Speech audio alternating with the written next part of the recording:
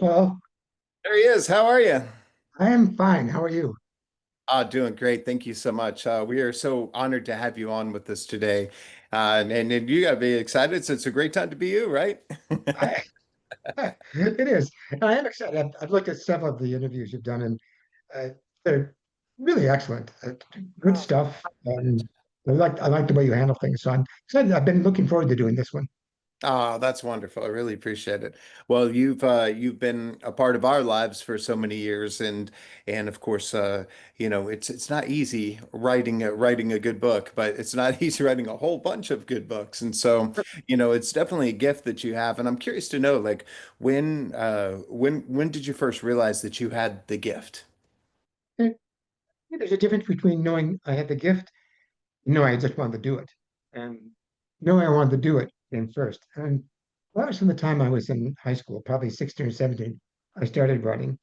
I was a huge fan of pulp fiction. Mm, Edgar Rice Burroughs was my hero at that time. And yeah, I learned things from him. He's a terrible writer in terms of prose, but he had a great sense of timing and chapter endings and suspense, yeah. all of which I've integrated into my writing. Uh, so I started writing then. Um, and I wrote, when I was 17, I started a novel. I Yeah. finished it 2 years later, 400 pages. It was absolutely dreadful, but I had so much fun writing it. Uh, it's still in a desk drawer somewhere, will never be seen, uh, only over my dead body. But I think doing that, uh, I thought, okay, I can do this. There's you really need the real affirmation comes when you actually start to get stuff out there and you see how people react. I actually think there's 4 stages of career desire that writers have. First, you just want to get published, and you do about anything for that. Then you want the books to sell well, Hmm. and you want good reviews, and then you want readers who communicate with you. And the final stage, and you can't get to this until you've been doing it a long time, I said, is that you want to be remembered, to know that the story's made a difference. And at my age, I get a lot of letters from people your age Yeah. um, saying how much the books meant to them when they were kids. And I, those mean the world to me because it means, yeah, I did communicate. I did help out. And young people in their 30s and 40s write to me and say, this book was my hiding place, or this is where I got to away in my mind when, and some of the letters are very poignant. I was an abused child, and this was my escape from that abuse to live in these books. So I have a stack of letters I have labeled in a folder called Look At on Bad Days. Yeah. And I turned to that and think, okay, was this worth it? And it definitely was. That's the kind of thing that really, at this stage of my career, sustains me, knowing the work really did make a difference. Hmm. Well, they call you the king of the 90s book fair, and I think that's great because the book fairs were so important to us as kids, you know. So, They were important to me as a writer because that was how I got out there. The individual return on books sold through the book clubs is very minor. By the time it goes from the publisher to the bulk purchase by the book club through the book club. So I used to talk to one of the guys at class about that, and he'd say, "Yeah, but we're giving you great publicity," which is absolutely true. That was how I made my mark. Was the all the kids who could get those through the book clubs and the book fairs. COVID played havoc with that. Unfortunately, the book fairs were decimated by COVID. They're mhm. starting to come back now. Yeah, absolutely. Well, I can't believe it, but it's 35 years of my teacher as an alien, which is incredible. They probably didn't think the kids would, I mean, maybe you did, but I didn't think the kids would be reading these and just still loving them decades later, right? I did not. The funny thing about that book is, and this I'll try to condense the very long story behind it. At that time, I was doing a lot of writing for packagers. Mhm. And the easy reference for packagers, for those who don't know about them, is Kim Nancy doing the Hardy Boys and Tom Swift. Those all came from the Stratemeyer Packaging Syndicate. They would hire writers to do the books that they wanted done. So I had started out in hardcover publishing with prestigious publishers, Pantheon and Harper and Rose at the time. Now it's HarperCollins. But to make a living, to feed my family, I started doing these package things, which you could turn out faster. And we had a 6 book contract that got caught up in all kinds of things, and there was a hole in it. And they asked me to write something else to fill it in. And I said to the packager, who I was pretty good friends with, if you want me to come up with a story, I'm going to publish myself, and you don't get to keep the amount of money you would. If you want me to come up with a story and keep as much money as you're going to, you give me the concept. And I went into New York to visit with them, and I was sitting across the table, and the package was handing me just a sheet of paper with a title on it, maybe a paragraph. Dog named Boo. Most of the year, actually, I ended up writing that one. My teacher's name, and it was all I could do not to lunge myself across the table and grab my throat because it was the best title I'd ever heard, because I hadn't thought of it myself. What he did not know was that I was oddly appropriate to write the book. Because when I was a kid, I can't remember the exact years, fourth, fifth, sixth grade, rumor went around our school that aliens were going to land on a very specific day, let's say it was April 23rd, and take away all the kids. Now, nobody believed that really, but you didn't totally disbelieve it either, because when you say something over and over again, no matter how bizarre it is, it starts to take on a weird kind of reality. I call it the Fox News principle. So Mhm. this, I knew what it was like to be in a school where the kids were going, "Are you going to go with the aliens? What are you doing? Are you going to hide?" And so I used the memory of that energy, along with the 7 years that I worked as an elementary teacher, teachers that I'd had specifically in my classes during those years became personalities in the story, and put that all together in this stew. And part of what made the book work, I think the first one, because it was only supposed to be a standalone book, there was never an idea for a series, Mhm. was my introduction to science fiction when I was in fourth, fifth, sixth grade, because there wasn't very much of it at the time. And there wasn't much when we published this. People thought kids don't read science fiction until this book sold 1 million copies and they decided maybe they did. But my introduction was Ellery Cameron's wonderful Mushroom Planet books. And she had a trick. Now, I've never met Mrs. Cameron, but I consider her one of my teachers, as I do all the letters that I admired and learned from. She would finish the story, but then she would throw in a little image at the end that was kind of like an unfinished chord. And it left you thinking about this story, left you with an incompleteness. So you kept thinking about the story. And I used that, very consciously used that technique, which I'd learned from her books. So at the end of My Teacher's an Alien, the main character, the narrator, Susan, is out at night looking at the stars, wondering what happened to her friend Peter that chose to go with the aliens. Hope I'm not spoiling this for anybody, but if I had a chance. And that prompted, I mean, the book worked for a number of reasons, but that prompted thousands and thousands, I mean, literally thousands and thousands of letters saying, "What happened to Peter? What's next? We want to know." And the book was selling. I didn't know anything was going on like this. I will say one clue I had, I mean, you asked, did I know? Once, my first novel was written to be a paperback original, and that was called The Monster's Ring. And the editor switched it from paperback original, which is sort of the lower end of publishing. She said, "No, this is so good, we're going to make it a hardcover." That was The Monster's Ring, the first of 5 Magic Shop books. Mhm. Um, and I said to the editor on this one, "I think this is something special. I think we should consider a hardcover." They said no. But it sold, it was selling so well. I got a call from the guy at Scholastic. And he said, "Your name is I Never Leave Lives Here." And I said, "Why? What have I done now? I just got to be censored again or something." He said, "No, this book is gone crazy." So what happened was then that they wanted me to do more. And I thought the only reason to write about aliens like this is, one, there's comedy because it's fish out of water comedy, like the Beverly Hillbillies. You just put somebody in a different place. But it's also a great way to do social commentary. So the books become more and more political and philosophical as they go on. The fourth book, The Teacher Fought the Planet, I think is possibly, we'll close that desk drawer where the phone is, the most political and philosophical book published for kids of that point. It's filled with stuff.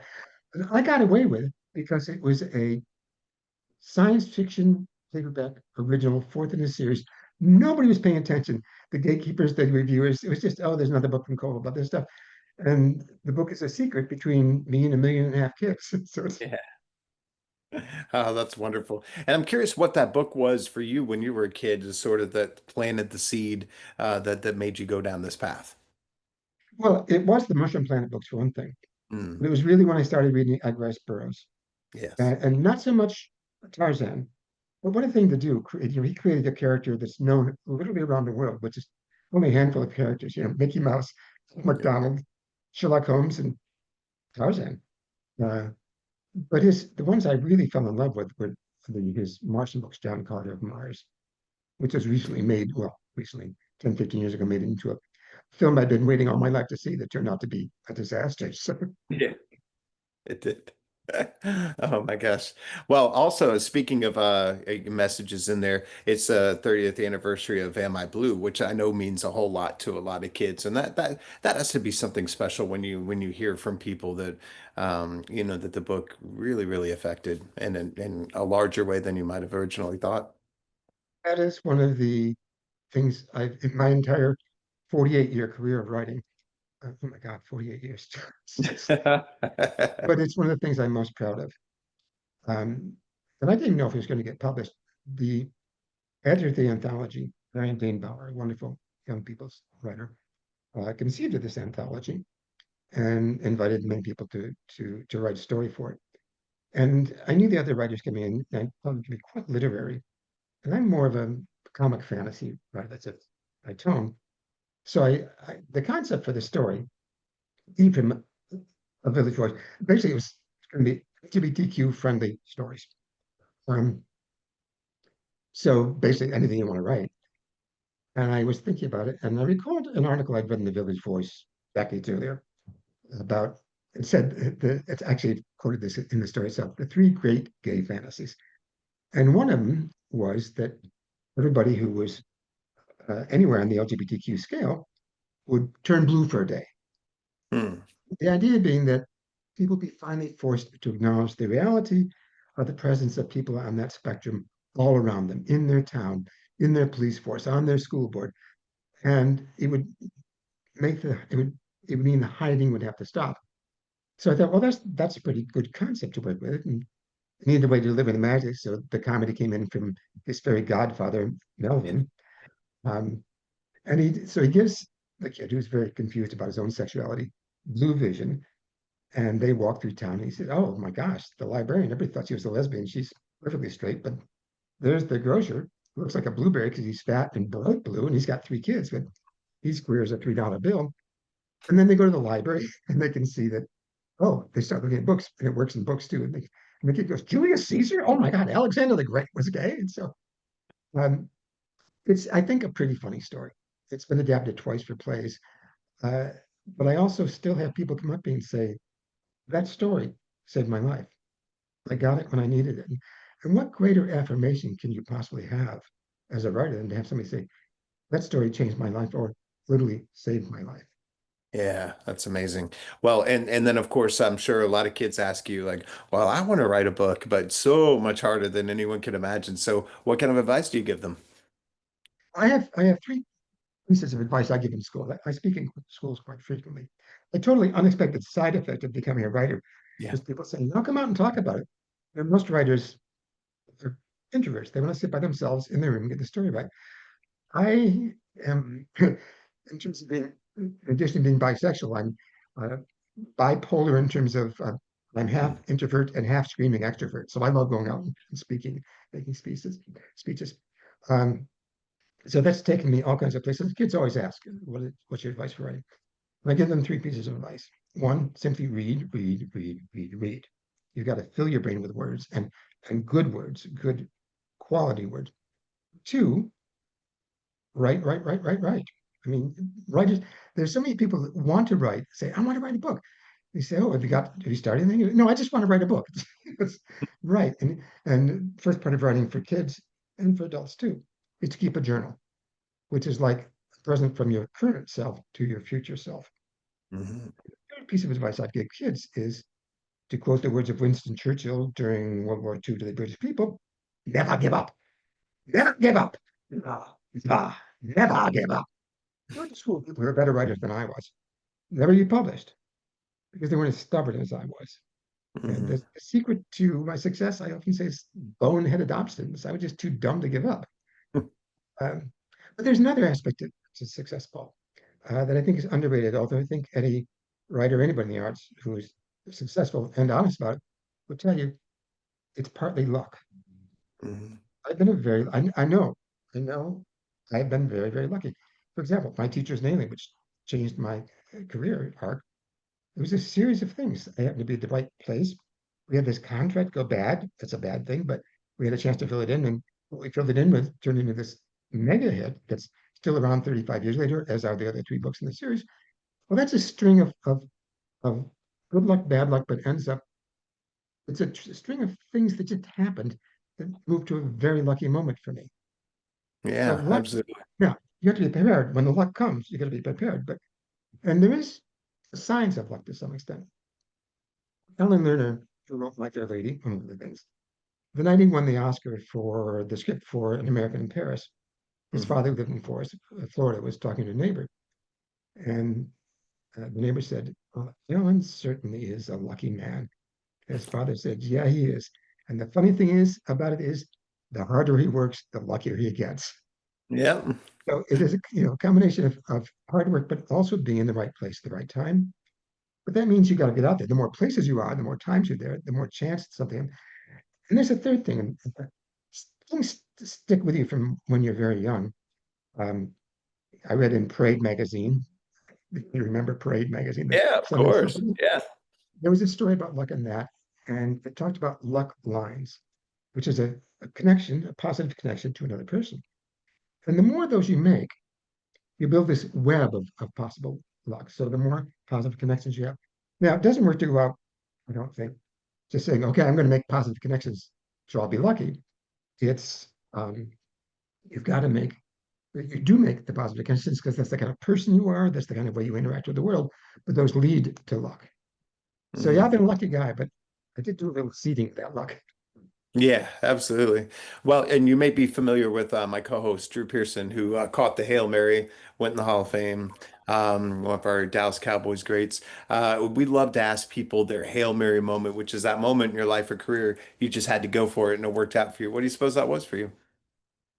Oh, that's a fascinating question. And I'm going to move aside to something else in a minute. Yes. Another Hail Mary moment.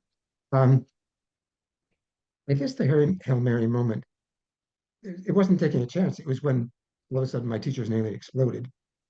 Hmm. The first Hail Mary moment was when I left my teaching job just to continue writing and without anything lined up other than say, I'm going to do this.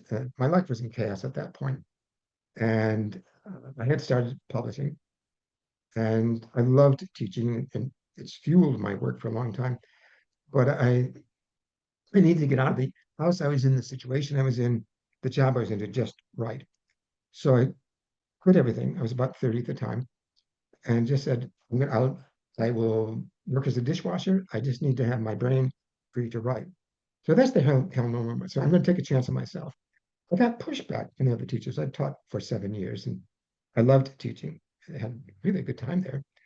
Um, but the other male staff members, not the female staff members, but the other male staff members were very much, well, you should stay until you get invested in your retirement. There was sort of subtle pushback on why do you think you can quit? How dare you quit and follow your dream when I'm stuck in this job?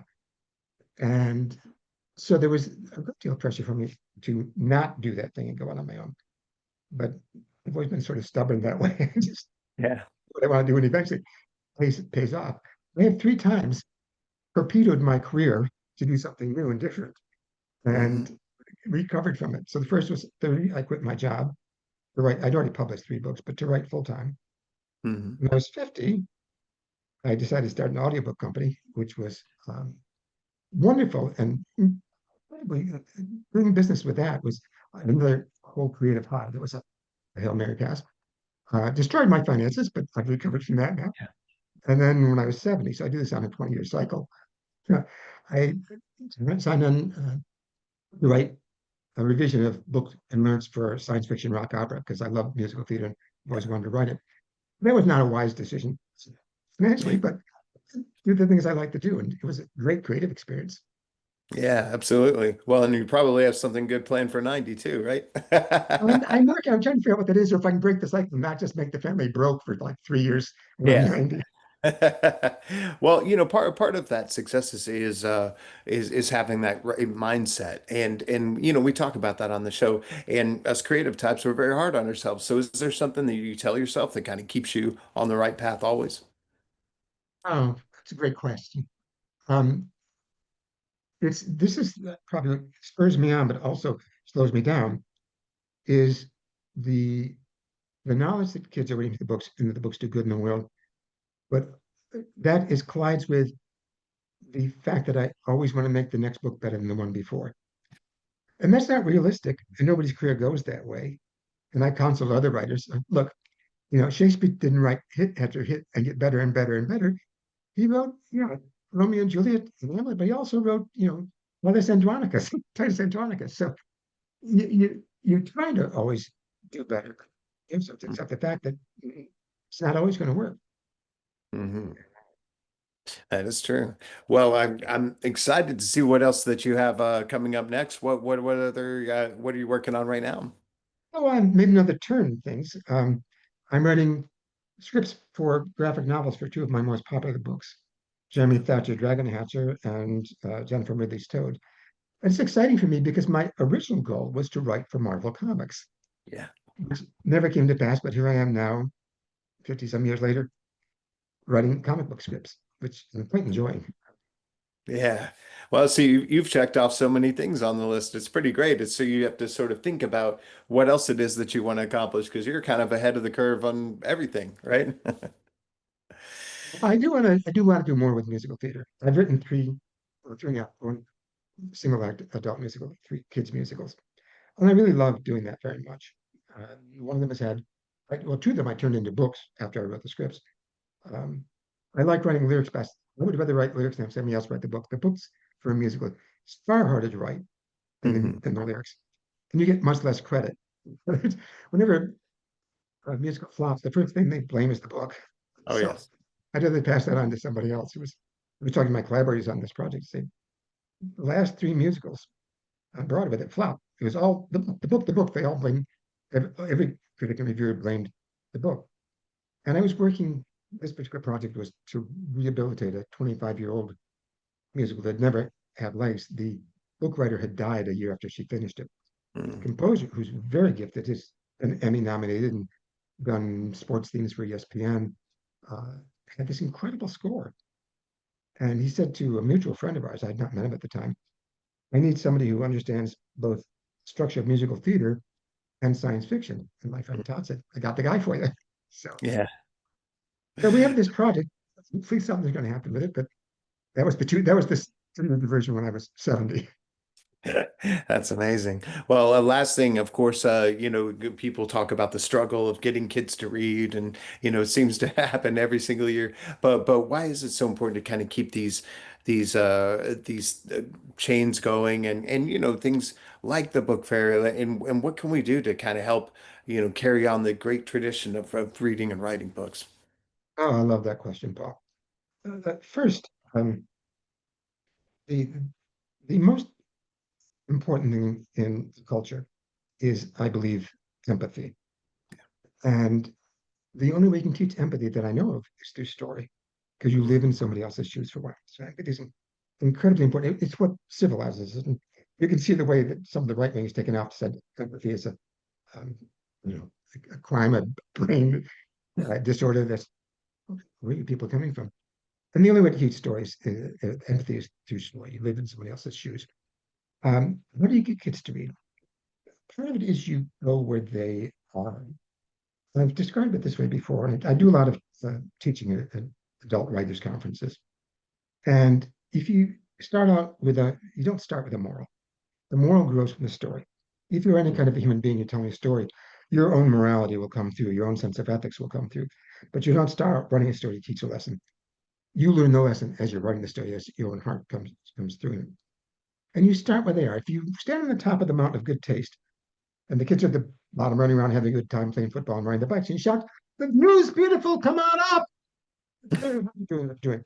You have to go where they are and meet them there, and then get them Yeah. to follow you. So that's why I was notorious for bad taste. I used to have a whole speech called "The Importance of Bad Taste in Children's Literature," because I was sort of paving the way. Now my work in this regard is done. I was paving the way for fart jokes. Now we can't get away from them. But if you start with a great fart joke, or you say to a child, the librarian, a teacher saying, "There's a great fart joke on the first page here," they'll follow you anywhere Hmm. because you've told them that you're going to amuse them. You make promises at the beginning to lead them in. They know you're going to be funny occasionally, and you can get very serious after being funny. So the book I started, the story I started this with, or that I first sort of came up with this formulation, it's called Hmm. The Earthling. In the opening pages, the kid who's been taken to a new planet by his father is the sole child of the diplomat there. He's in his class, and it was the first group fart in children's literature. The class farts, and he faints because they were so overwhelming. We name him Kilu Guan, which means the delicate one. So we got kind of slapstick in the beginning. But the story is about the boy Yeah. in a different place, finding his way and his spot in the universe, accommodating to where he is and what he needs to do. So it's a very serious story in many ways. But I start out with the laughter stuff, and then the kids follow me along.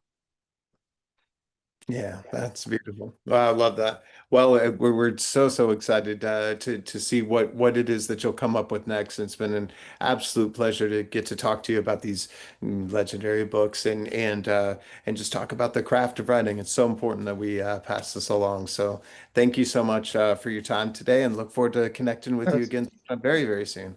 an absolute pleasure, Paul, and I love a well-informed interview. So it was a great joy for me too. Oh, that's wonderful. Thank you so much. All right, we'll see Thank you you. soon. Take Okay, care. thank you.